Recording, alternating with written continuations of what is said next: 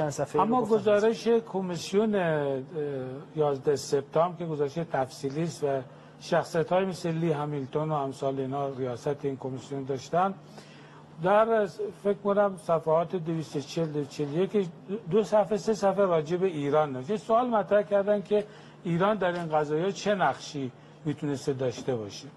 یک مجموعه گزارش‌هایی بود که این عناصر القاعده که از عربستان میرفتن میخواستن برن افغانستان یا جای دیگه، اینا با پروازها یا زمینی می آمدن دم مرز تقاضا میکردن که شما مهرتون رو تو پاسپورت ما نزنید، چون اگه دولت عربستان بفهمه ما ایران آمدیم ما رو اذیت میکنه.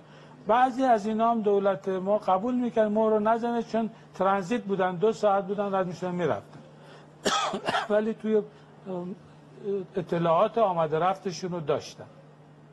اینا مثلا اینو گفتن خب یه جوری مثل که با القاعده ایران همکاری داشته، یا مثلا گفتن که یه هواپیمایی که داشته از یه جای عبور میکرده، مثلا از یه نقطه به نقطه دیگه در منطقه میرفته، ضمن این که این خلبان از این عملیاتی که شون تو بوده، یه فرمانده ارتش حزب الله هم توی صندلی دیگه نشسته بود.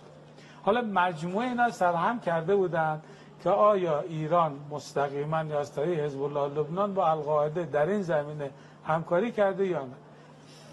خود جمع‌بندی کمیسیون این است که به طور کلی القاعده دشمن درجه 1 ایران بوده و بن لادن